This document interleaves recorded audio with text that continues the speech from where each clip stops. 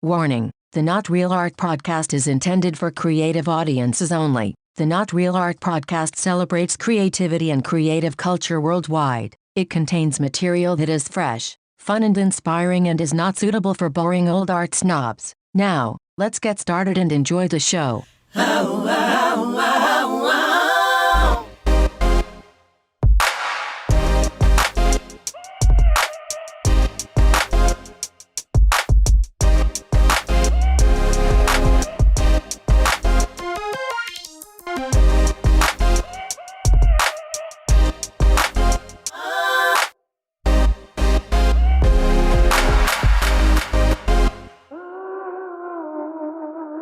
Greetings and salutations, my creative brothers and sisters. Welcome to the Not Real Art podcast, where we celebrate creative culture and the artists who make it. I'm your host, Sourdough, coming to you from Crew West Studio in Los Angeles. Man, do we have a cool program for you all today. I have no doubt you will learn, grow, and be inspired by today's show. Before we get into our main event, I want to thank you for tuning in. Please be sure to like this episode and subscribe. Your likes and follows help ensure you won't miss any of our new shows, and it makes the algorithm gods happy, which helps us. So thanks for that. Also, be sure to visit our website, notrealart.com. Sign up for our newsletter to keep your finger on the pulse of everything we're doing here at Not Real Art for artists and art lovers. A lot of great stuff there. On the website, you'll get free educational videos. You can sign up for our artist grant for the chance to receive $2,000. You can buy affordable original and contemporary art through our partnership with Sugar Press. And you can become a supporter through Patreon if you want. So be sure to check out our website today for all the good, healthy stuff we got for you. All right, ladies and gentlemen, today we have yet again another one of our 2021 Not Real Art Grant for Artists winners.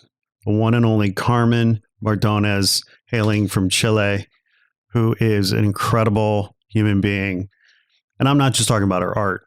I'm talking about the work she does and has done helping incarcerated women in Chile. And the stories that she told me and the stories that you'll hear on this podcast are incredible. You know, having come from a slightly privileged background in Chile, for her to go work in the prisons with incarcerated women was just such an act of love and empathy and compassion. And so you're going to love all of that. But definitely check out Carmen's artwork as well. I mean, it's hard to explain because it's, you know, how do you explain awesome? How do you explain dopeness? You got to see it to believe it. But working with her hands to sew and knit and embroider, working with fabrics and found pillows and mattresses, her artwork is really special and fresh, and, you know, like her, filled with love and passion. So I think you're really going to love this episode. So without further ado, let's get into this and hear from the one and only Carmen Mardónez.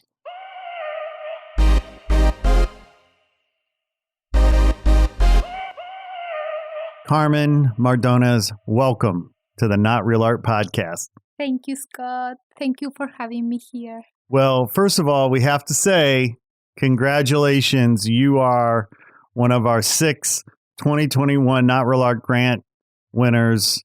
And we couldn't be more thrilled to have you part of the Not Real Art family. Congratulations on winning our grant. Oh, thank you so much. I'm the one who is thrilled for being part of this amazing group. Your work is so special. Oh, thank you. Yes.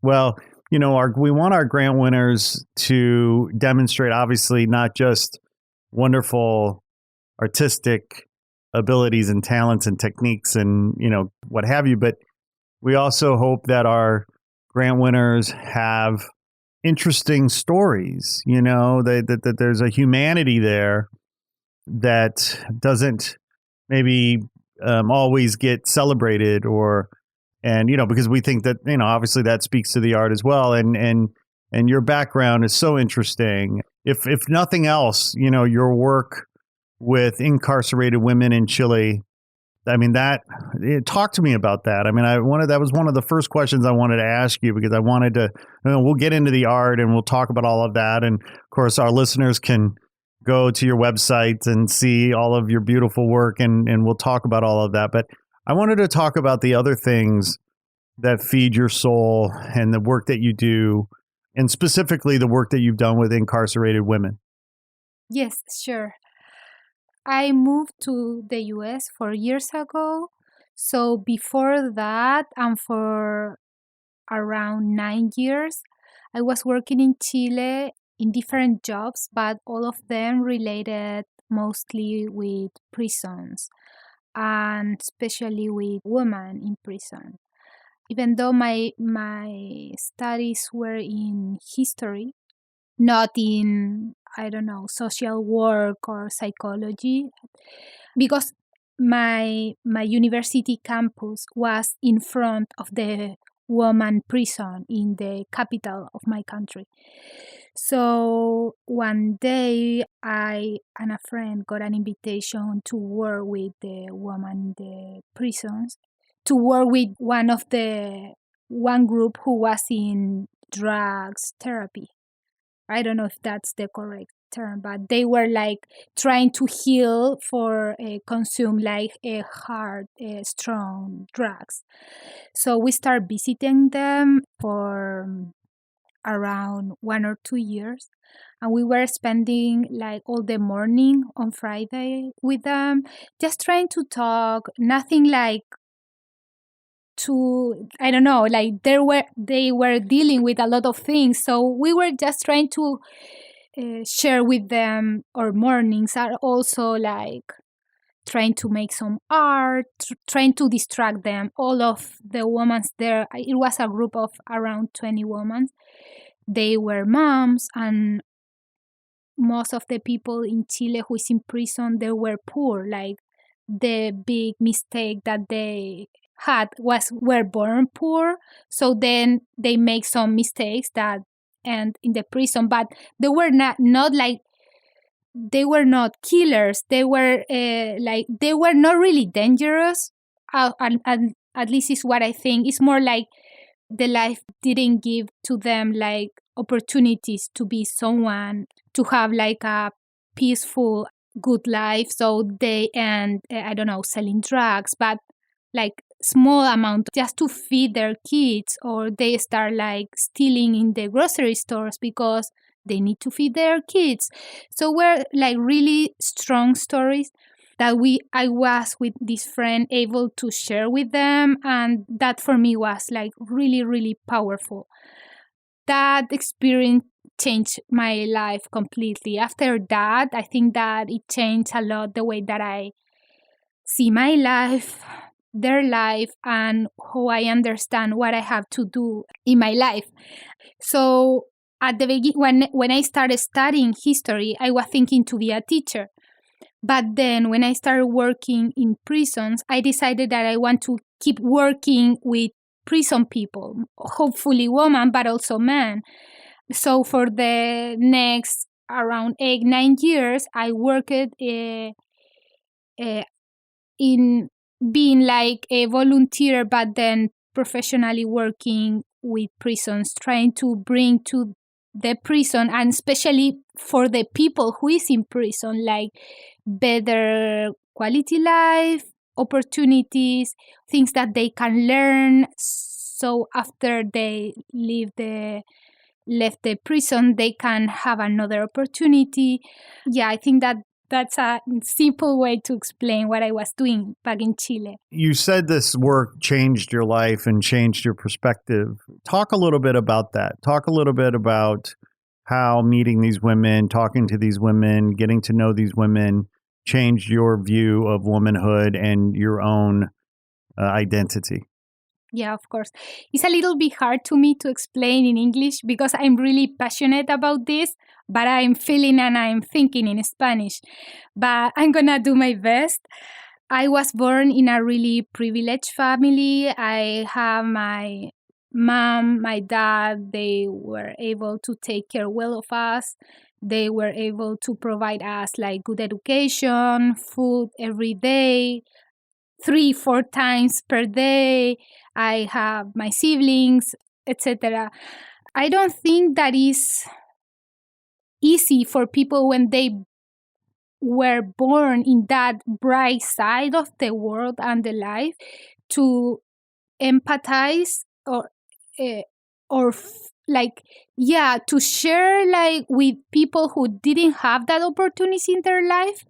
Usually, because we live in different sides of the city, different side of the world. Like, usually when you interact with them is when they are in the street, like asking you for money, or when they steal you something. So how do you usually see them? It's like they scare you, they get your violent like side, they afraid you. But because I was able to visit them every week and share with them like their sadness, their worry about their kids, like they have like their kids in the government institutions, or with sometimes with the grandma or with some aunt, and they were worried, oh, the school is gonna start and I can send money to my kid, how I'm gonna dress them, how am I gonna feed them. When I was able to share with them that like super strong and deeply feelings, it changed the way that you see that person. I mean, I still can understand why they are in prison, but I can't still see them like just like, oh no, they should be in prison and I don't care what happened with them, because I care. Prisons in Chile are like super like crowded. There's like no water, there are people sleeping in the floor, the bathroom doesn't work, people don't receive their opportunity. So if people who was like born with nothing and then they work in the only way that they know, or I don't know, when you don't have good health, when you didn't have a family that they love you, when you didn't have like education, it's not easy at all to find a way to feed your kids, to pay for bills in a like social approved way. So, and when they end at the prisons super young, before 14 years old, and they spend like 10 years there because they send to the prison this woman, then they get free, and then of course they steal again, or they keep selling drugs because they don't know another way. So you start like questioning yourself and the political structure, like what are we doing wrong? Like why we are not providing to these people opportunities to be like social, I don't know if it's the word, like social, like correct social people, you know? So it was for me like really frustrated to see these women in prison and see how the country, I don't know, didn't offer them like opportunities to change their life, like real opportunities. Like we should like teach them, like give them like some scholar grades that they can, I don't know, if they learn to read better, to math, they can have a job. But that doesn't happen in a good way. So that's why it changed like my life, because it changed the way that I see the injustice in my country, and also my political like position. Because I don't think that after meeting with this woman every week for more than a year, you can be like, oh, I don't care who is the president or what is the justice minister saying. Like I care. I think that my taxes should like use in a better way to provide them better opportunities. So I start like being more involved in those topics. And these women do not have access, and I'm not talking not just the women in prison, but the women who live impoverished. Maybe they were born with no parents, no opportunities, but also no birth control, right? Yeah, exactly. Yeah, Chile is a really, well, as the US, like really conservative. So birth control is an issue. Abortion it doesn't exist. If you abort, you are gonna go to prison. So it's like super contradictory, because they have like 4 or 5 kids. They were super young, and the government say like, oh, you have to take care of your kids. Sorry, but we don't have money. We can't. Well, that's your problem, but you have to take care of your kids, or we are gonna take it away. So it's really, really stressful, the situation. And of course, for the kids, it's horrible. Sometimes I was able to see those kids before or after they visit their moms, and I can express with words, without like deeply sadness, how sad were those kids. Like, just their eyes were like empty, like, can you imagine like a baby or a 3-year-old kid like visiting their mom in prison once per week, once per month, as much as someone can bring him to the prison, and be able to spend like maybe 1-2 hours with their mom, and then have to say bye,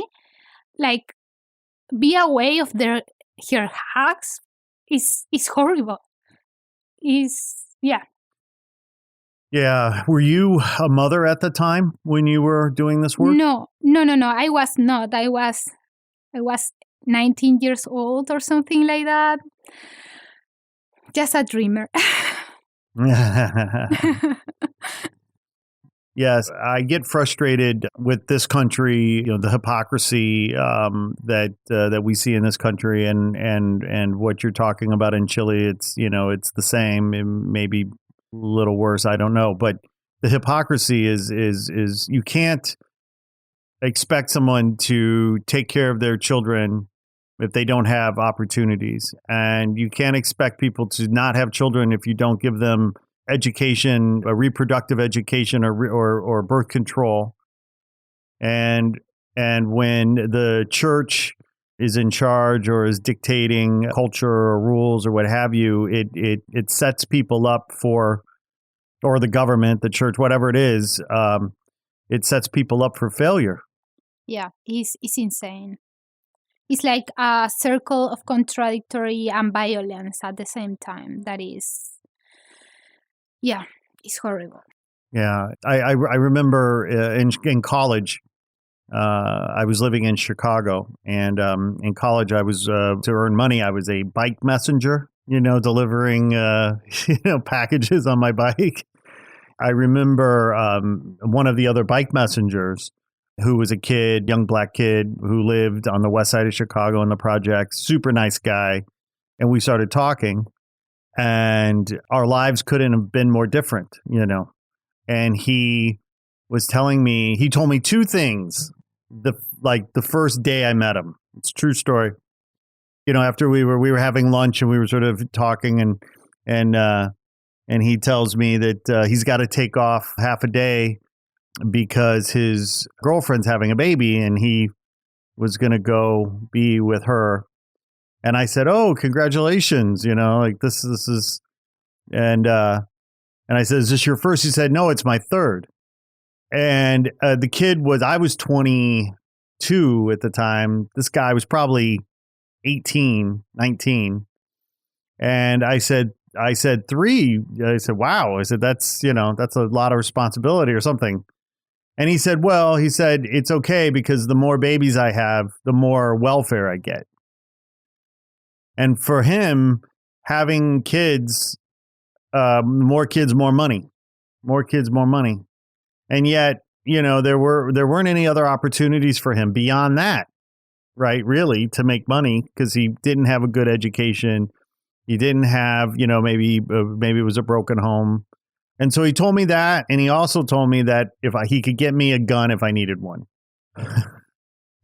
There were those are the 2 things, right? But this was his reality, and I didn't have any judgment. For me, it was just a shock, that this was happening in a rich country that could feed the world. I mean, there's no reason why anybody should be hungry in this world. Well, that is, I think, that one of the major problems to the U.S., that this country is like broken in 2. Like, now that being homeless in California is illegal, and the police is like, I don't know, using like I don't know the word, to get the people out of the beach and the street when living this Where are they city. going? Where are they going to go? Yeah, exactly. And there's like a major issue of mental health, but health is too expensive to pay. At the same time, you have the richest people in this country that they can feed the whole fucking world. So it's so insane. Like, and even though it's like it drives me crazy sometimes, I also like feel really grateful for the chance that I have in Chile to visit those prisons and to be able to open my heart and my eyes to that not bright part of the life that usually we are not able to see that close, to share with them their life, because it's usually with some like space in between that is easy to us to judge them, but we don't share their shoes. So it's easy to say like, oh, they should do blah, blah, blah. But yeah, then you go to sleep to your nice bed. So even though I was not in prison, those women were so generous with me, so open to share their life, and that changed completely my life. It sounds as though you developed real friendships. I don't know if there were friendship, but we definitely were really, really close. Yeah. Do you know where these women are today? I'm afraid that most of them are dead. Do you think they died in prison? Do you think they got out of prison and were killed or died of natural causes? No, or what I think that especially that group, they have like drugs, like really strong issues. So probably, I mean, overdoses or something like that. I think that most of them like die or are like in a still like not good situation. Mm-hmm. So these are some of the things that frustrate you and anger you about your home country. Tell me about some of the things that make you happy, that you love about your home country. I've never been to Chile, and really? Yeah, I've only been to Peru in South America. It's the only place I've ever been. I almost was able to get to Chile a couple years ago, and then something happened and I couldn't go last minute. So tell me about your country. What makes you happy? What makes you smile? What do you love about your country? Yeah, well, I think that you will love it. Chile is like a super long country. It's pretty thin, but it's super long. So our geography is like we have desert in the north, but we have amazing mountains and snow in the winter. In some of the areas, we have like native forests, pretty beautiful. I don't know, like we have ocean, we have ports. Like it's an amazing country. Or yeah, it is like really beautiful. One of the things that it's making me really happy for the last maybe 2.5 years is that, I don't know if you know Chilean history, but we have like a long dictatorship during the 70s, 80s. And our constitution until now was the one wrote under Pinochet dictatorship. And during the 2019, at the end of the year, people start like more strongly, because it was going for a couple of years, but then people start like striking strongly, asking for a new constitution and also for more social justice and rights for the people. And it was like a really violence month, especially because the government used the police and also the army, so they shoot the people. A lot of people lost one of their eyes. So it was like really scary for us, and also like really painful to be far away. But because of those strikes, this year we vote, and there's a commission who's just start like working and writing a new constitution. And it's super interesting because this group who is gonna write our constitution is more than 100 people from different backgrounds and different side of our country, and there's not just actually the less of them are politicians, more of them are like normal people who are being involved in bright or new constitution, and that's being like really really beautiful and powerful to see. And some of our native people like Mapuches, others from the north, are in this group, and actually the president of the commission is a woman, and is a Mapuche woman. So it's being like a really powerful and beautiful times, even though of course there are not the violence, and the government is trying to working again this commission, but it's being like really really hopeful to see that we have a chance to change dictatorship, and also that we have a chance to build a better country for our people, for our kids. So that's been amazing, and we are really proud of our people, for all the people who give their life, their eyes for this opportunity. You grew up in Santiago? I grew up in Santiago, yes, and my partner is from the north, from almost Peru.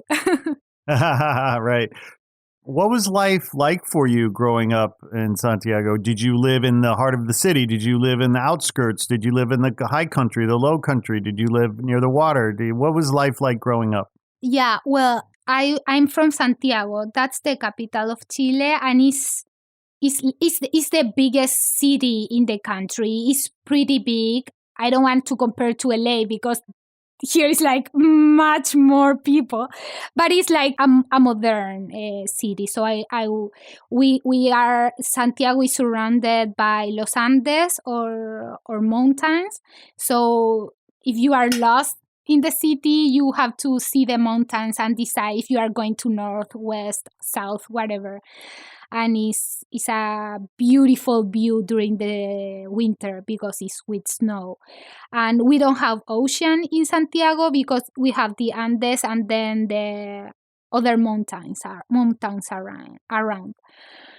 So yeah, I was living in the city in a privileged neighborhood. Were your parents professionals? You say you grew up with privilege. Yeah, they are both. They are both professionals. My mom just started working again a couple of years ago because we are a big family. As a privileged one, I'm the oldest for 9 siblings. 9 siblings. You have 8 brothers and sisters. That's amazing. Well, just one brother and then 8 sisters. 7 sisters. Sorry. Oh my goodness! Oh, that's epic! What a beautiful thing. Are you fairly stair-stepped in age, or is there big ranges? Well, I'm the oldest. I'm turning 33 in 2 days, and then hey, happy birthday! Yay! Thank you. And then the youngest is 20 years. There's 20 years between me and the youngest, so she's turning 13. Yeah, so there's like, of course, between me and her is a big gap, but in between is like 18 months. Right, there's like 2 years, maybe 2 years. Yeah, exactly. Yeah. Mm-hmm. Yeah. Are you the only artist in the family? I'm the only professional one, probably, but I think that we are a really artsy family. And I have a lot of siblings that they're still at college or school. Sure. So Yes, right. Yeah. But arts and creativity and creative expression is a family trait. Yeah, it is. We, at least now they have TV, but when I was growing up, even though I was in a privileged family, as I told you, we didn't have TV. My parents didn't like it. So like read books and also like make art. It was a big deal. Yeah. What kind of music filled the house? That's funny because it was not too much music. Actually, yeah, I don't know why. Maybe because there were like a lot of kids in the house, or soundtrack was the kids' music. So like, yeah, not like, I don't know, not adults music or not like contemporary music. And actually, when I'm working now, I'm usually working in silence, not with music. Probably because the same. My partner, who is like more musician, is the one who is like building my soundtrack now and myself. Building your soundtrack. That's right. That's right. You know, in your bio, you talked about when you became a mother unexpectedly, that your anger, your rebellion against the conservative values of your country, of your culture, in terms of you not having reproductive rights over your own body. Talk a little bit about that. You know, it must have been a very challenging time for you. Yeah, it was. Well, as I was telling you, I was working at that point, like 2016, I was working in the biggest university and the most like famous, it's the better one in Chile. I was working at the university with prisons and students. I was really enjoying my work. I think that I was pretty good at what I was doing. And then at the end of the year, my husband was applying for PhD at the US. And my plan was to move here and to probably, I mean, I knew that I have to improve my English, but also I was planning to keep working in something similar at what I was doing in Chile, like social justice, probably work with women, prison, etc. And then we realized that we were pregnant and that the baby was coming at the same time that we should start moving to the US. Yeah, the first thing, of course, was decide to keep the baby. Like say, okay, this is unexpected, but okay, we are gonna keep him. And that was, of course, the first step. And then I was like, okay, we are moving to the US. We are gonna have tight budget because I don't know if you are familiar with how the PhD usually work, but when the university accept you, they contract you also. So you are not paying for the fees. The university pay you, but they pay you like really, really low. Honestly, it's like just for the housing. So we are like with a super tight budget. Also, I didn't have like too much money to pay for actually I didn't have money to pay for a daycare for my kid, but also I didn't want my kid to be raised for another one, because after work so many years with women and prison and parents in prisons, I knew that it was a privilege to also be able to raise my kid. And when you don't have family here, so it's not that my mom or my mother-in-law it was the one who was gonna take care of my kid. So I decided that I wanted to take care of my kid, but I didn't want to become what my super religious school teach me, like you have to be the woman in the house and take care of your kids, your husband, and then your life is done. So I was like a battlefield in myself, like I want to take care of my kid, but I don't want to be just a mom, just a woman in the house. So then is when I say, okay, I'm gonna give a chance to my artsy side that I was always working more like a hobby, and I'm gonna become a real artist. That desire that I make like a couple of months before my kid was born, it was like really necessary for me, because when I moved to the US, I was like, okay, I'm going to be a mom. I'm going to stay at home taking care of him until he starts going to school. But also I'm going to be a professional artist. So I'm going to work as much as I can. I'm going to push my artsy boundaries as further as I can to become an artist. So because I didn't want to lose my identity, you know, like even though I was like quitting the job that I really love, I really needed to choose a new path that filled me and that keep me being what I am. So yeah, I don't know if that answered your question. Yes, no, well, it absolutely does. And there's a lot in there to kind of unpack. But I do have to ask this question first, because you've been in the States now, what, 3 years? In October, it's going to be 4 years. 4 years, okay. Have you at all considered working with incarcerated women here? Yeah, I would love to do that. The problem until now is that I have to take care of my kid. Yes, I understood. Yeah, so yes. And given everything you just said about not having your family here that would be able to support you to go do these other things. You are here being full time. With my partner, we didn't like really take a break for Orchid in the last 4 years. Like it's 24 hours like during the 4 years. So we are, honestly, at this point, we are exhausted. Like I want to do so many other things, but right now I'm trying to take care of my mental health too. So I'm like taking care of my kid as better as I can and making art that if you follow me in my social medias, you are gonna see that I never stop.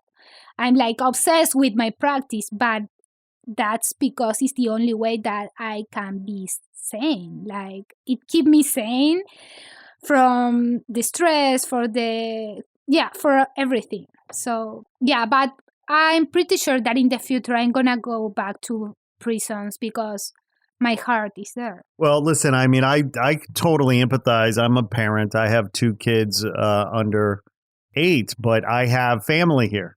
Yeah. I have, help, and I'm exhausted. I can only imagine how you feel as you continue to want to produce your work as well. On top of it, it's a high wire act, very precarious, but yet your cultural output, I mean, you're so prolific still.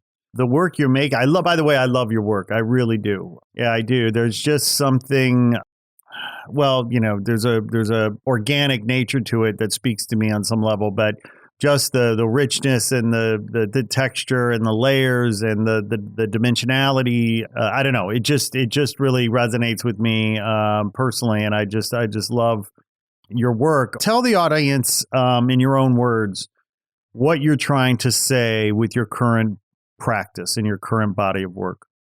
Well, I think that it has like at least 2 different layers, but because for one side, I'm using discarded domestic textiles as pillows and sheets. So there's like my side worry about the climate change and responsibility about our waste. And textile waste is one of the huge problems right now. I think that is the first or the second like thing that make more waste, and this is like slower to decompose. So yeah, that's one thing, and you will surprise how much like sheets and pillows people discard like every year. So that's one thing, and also mattresses, right? But that's a whole other thing, right? Exactly. Yeah. I'm not working right now with mattresses just because I work at home, so I don't have really space for mattresses. Yeah. Right. Now I have my second bathroom full of pillows and yeah. Yeah, so that's one side. It's the coziest room in the house. Yeah, it is. With all the pillows. And I always like wishing or hoping that even though I clean the pillows, they're like, they're not bags there or something. But it didn't happen until now. So no good. Yeah, and the other side, as I was telling you, as you was asking me, like being an artist for me is like a way to be rebel of what I was raised for. So for me, my practice, not just like what I'm producing, also my practice is trying to be rebel. Like, I work with my kid around, when he's playing around with me, or like sometimes he's like reading a book, so playing by himself, but most of the time we are playing at the same time that I'm working, or I'm cooking, I'm embroidering, I'm playing with him. So I'm like trying to resist to become that woman that I don't want to be. And my style, my embroidery style, that is like really freestyle with long stitches, like loose threads, is also because the same. Like it's a really cathartic process. Like my practice and my work is the way that I can feel the freedom. Like I can be working without be worried about all the things that you are worried when you are a parent. So it's really cathartic. It's really free, like freestyle, and it's really also like I don't know, for the last couple of months or maybe more than a year already, I want to surround people with my art, because for me it's the thing that is saving my soul, like it's keeping me sane.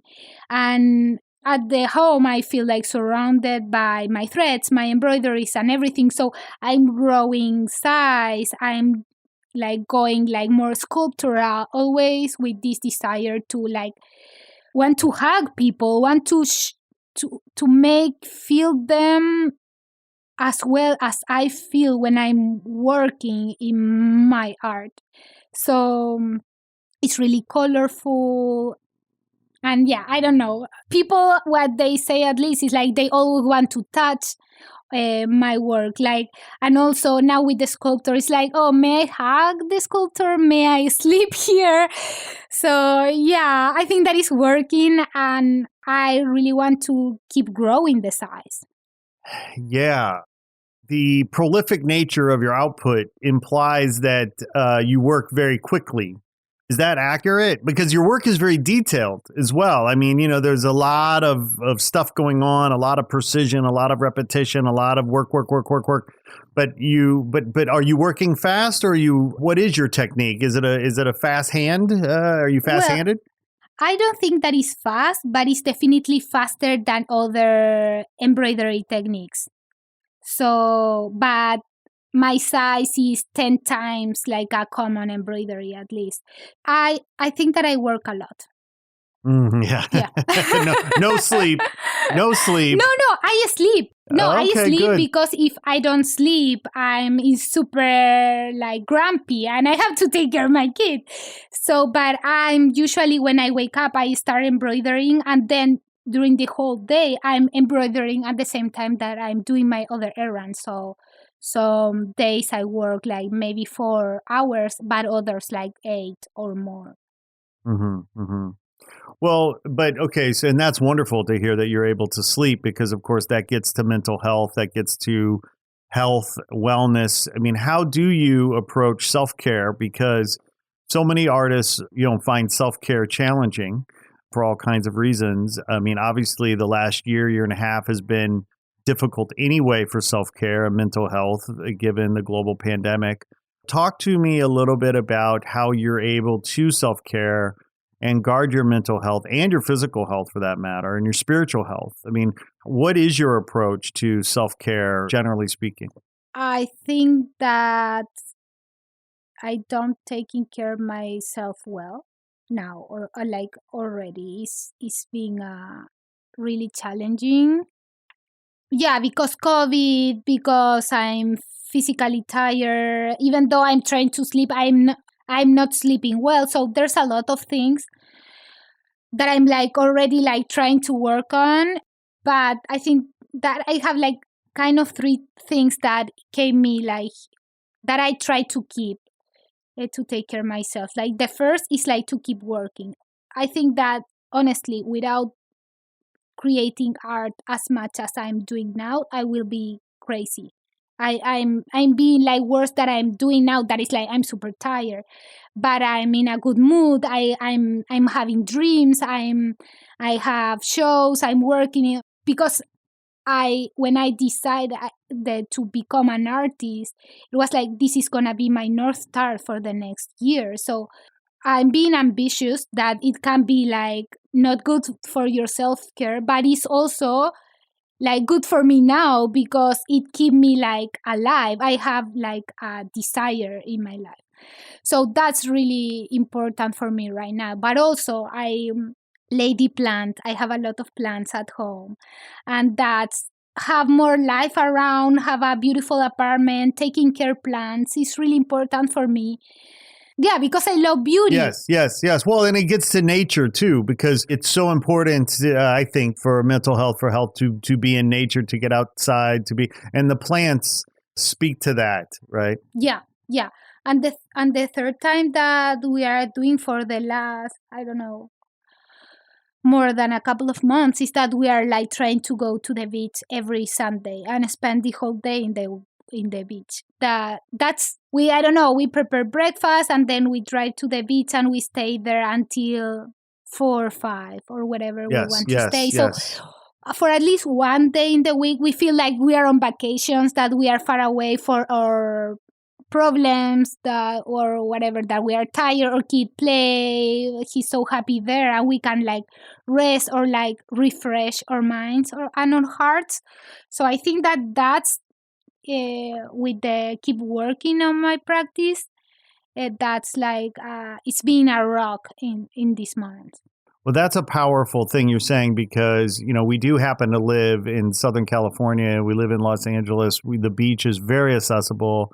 It's not that expensive at the end of the day. And if you're able to go there on a regular basis, like, say one day a week, I'm going on vacation to the beach, and you do that, I mean, that's going to be huge over time. Over the course of the year, that's 52 trips to the beach. That's going to be have a wonderful impact on your health. Yeah, it is. I'm really grateful to be able to do that. That's one of the great things to have, to live in a city with beach. So you grew up Catholic? Yeah. So have you rejected your Catholicism? Mm-hmm. Yeah. I think that we are still religious. Like, we are a religious person, but we definitely not define ourselves as Catholic, and we are not raising our kid as a Catholic kid. Yeah. So and what was was it women's reproductive rights? Was it children abuse by priests? Was it something else? All of those things. What was really the one factor that caused you to? It was a mix of all of that. Yeah. And when you, at some point, I was so angry after like leaving.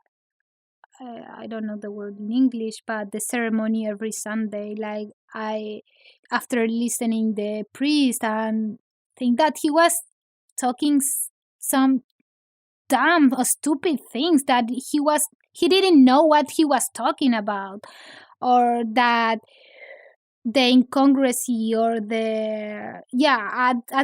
at some point I was like, coming to this thing is just keeping me angry and angry and angry. Like, I'm not like being in peace here. What should it be, right? Because they always say like, oh no, come to Jesus or come to the church, you are gonna find peace, you are gonna find happiness.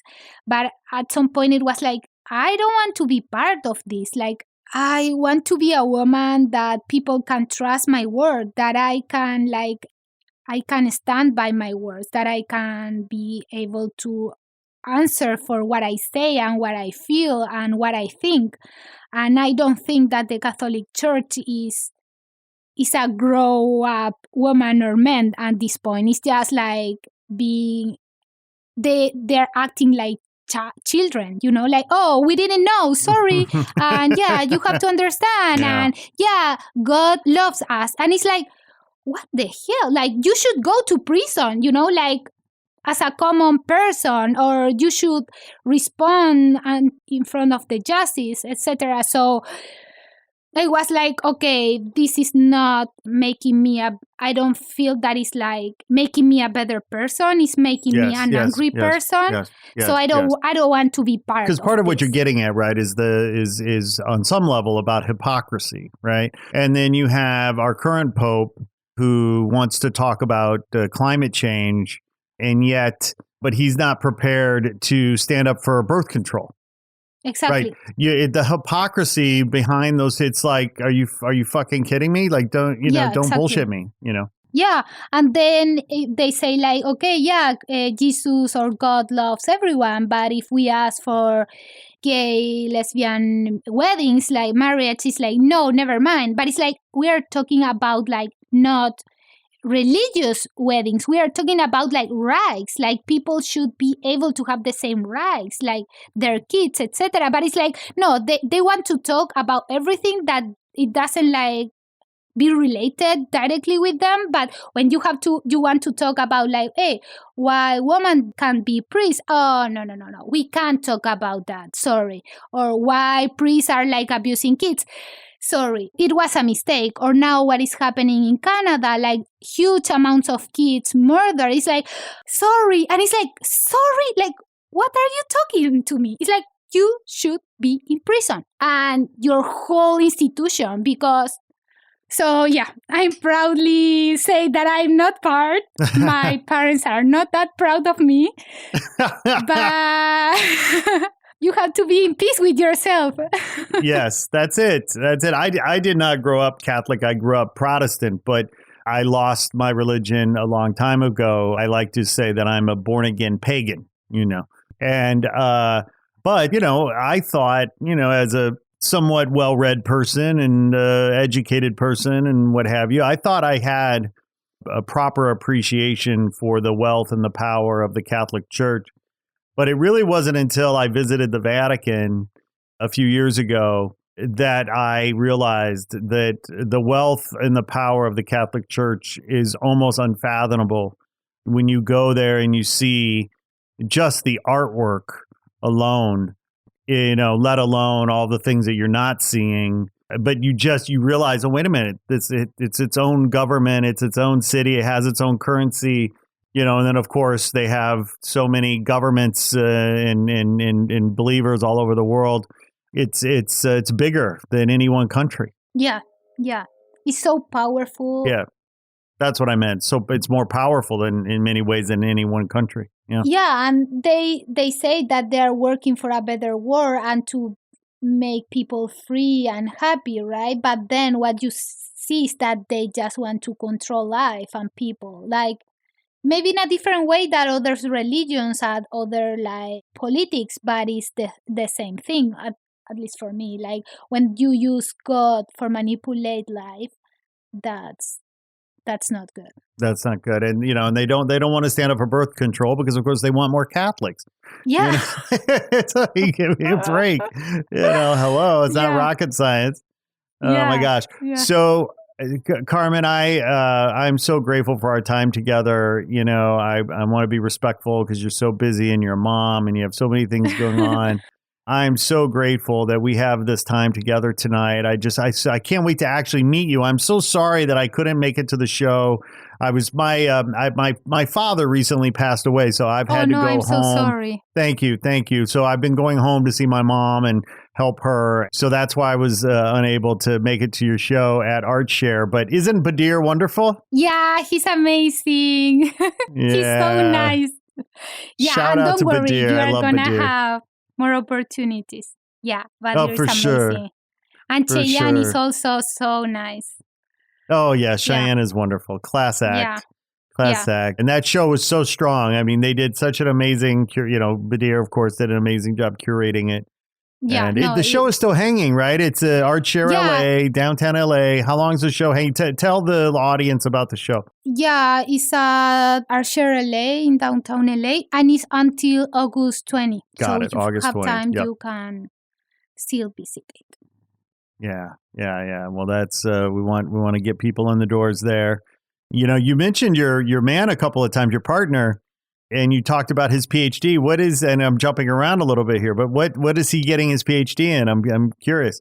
He's doing a PhD in sociology at UCLA. Oh, fantastic. So does he hope to teach at UCLA, or does he want to teach elsewhere, or what's he going to do with that?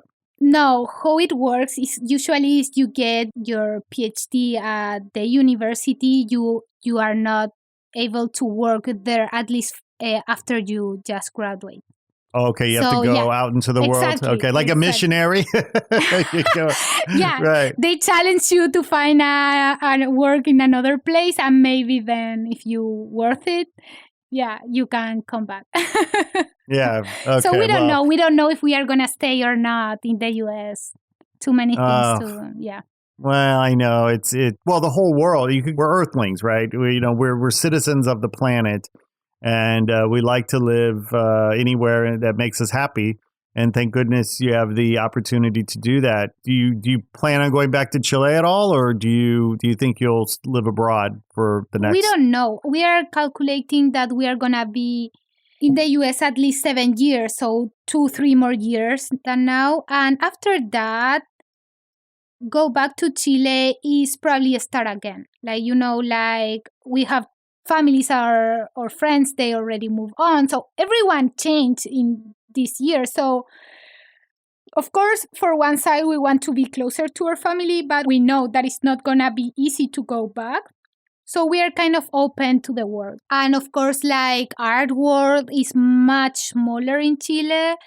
And I'm being really, really ambitious. So one part of me wants to stay and see how this ends. Excellent. Excellent. Well, speaking of ambition and your beautiful, amazing artwork, I wanted you to know that next week in Culver City, Monday through Friday, we are going to be partnering with the Helms Bakery there, and we're participating in a program that they call Projecting Possibilities. Yeah, I know. And you know it. Okay, so we've created a video installation that will play and run on the building there on Washington Boulevard, and it will be featuring you and your artwork and all the other winners. Amazing. So please go over and see it definitely. and enjoy it. And tell all of your friends about it because it's going to be really cool. You know, I just can't. My heart is warm and big, Carmen Mardónez. I'm so charmed by you and your work and your life and your energy and your important work, both in your studio and out in the world, working with incarcerated women. I know you've impacted so many lives in so many positive, beautiful ways. So thank you for putting that love and energy into the world. Thank you for having me today here. You're so welcome. Congratulations on being one of our 6 2021 grant winners. Thank you. And thank you for the opportunity. You're so welcome, Carmen. Have a beautiful night. We'll talk soon. Yeah. Bye. Hey there. Thanks for tuning in. Please be sure to like this episode, write a review, and share with your friends on social. And if you haven't already done so, please press the subscribe button and follow us on Instagram at Not Real Art World.